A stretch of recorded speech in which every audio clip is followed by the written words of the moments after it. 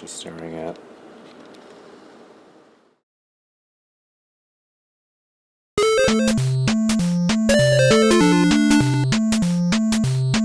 So today we're going to be reviewing Hat Trick, released in 1987, or is it 88? The internet's kind of spotty with this information. Anyway, released for the Atari 7800 Pro system, based on the 1984 arcade game of the same name. And yes, the title card is accurate. This is actually the third time we're reviewing this supposed super game cartridge. Their words, not mine. Which would technically make this the first Hat Trick review on this web zone. Yippee! So, yeah, feel free to send me all your hats over to this address on screen, and at some point during the playoffs, I can do a live stream of me dumping all of them hats into a raging dumpster fire. Actually, you know what? Scratch that. That's a terrible idea. People might see this fire, think there's a riot going on, and we don't need any more of those around these parts, okay? So yes, Hat Trick was the subject of my second ever video review on this channel back in 2010, where I used a tape recorder to record all the audio dubbing. I am not making that up, I promise you. And then I revisited the game a year later when I had a proper headset thing with a proper mic. And now, here we are again, almost 14 years since that original review, and we're playing this on the Atari 2600 Plus console. This sort of newish machine that lets you play most of your old 2600 and 7800 video games in relatively beautiful HD. And yes, this thing plays Hat Trick, but it does not play Xevious. So yeah, I'm slightly miffed about that because let's be honest, Xevious is the superior title. Not sure if I'm giving anything away by saying that, but let's push on anyway. So for those who have never played or heard of Hat Trick, it's relatively simple fare. It's one-on-one ice hockey, or two-on-two if you want to count the goalie, where you play for 2 minutes and whoever scores the most goals within that 2-minute period wins. And in the event of a tie, there's a brief sudden death overtime period where the first player to score wins. And then a Zamboni shows up to signal the end of the game. And that's it. Your options are limited. 1-player game with 2 skill settings or a 2-player game. You control both the player and the goalie, so you're not only trying to score points, but also doing your best to keep the puck out of your own net.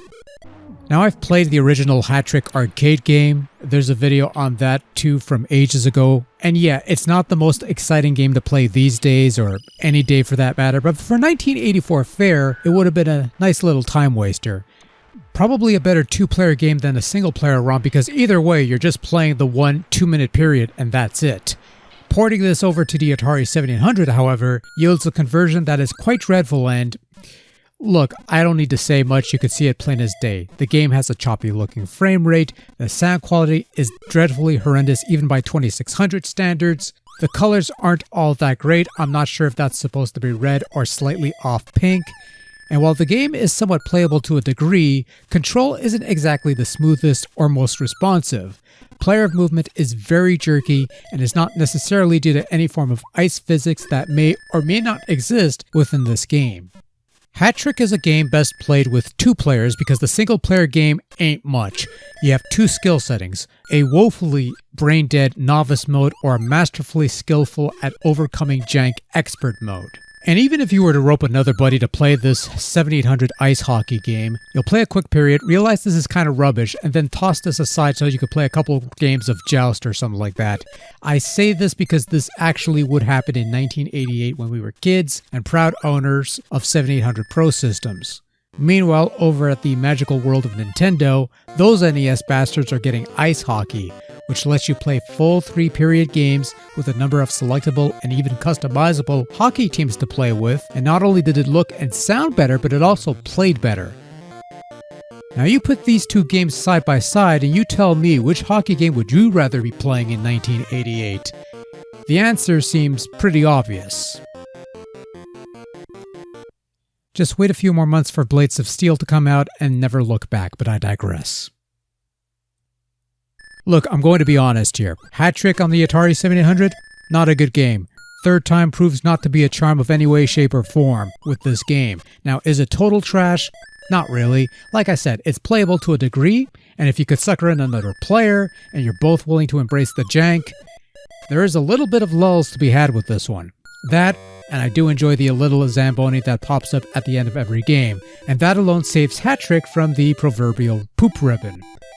But if you have a craving for a retro hockey video game fix, you're better off looking elsewhere because this game simply does not cut it.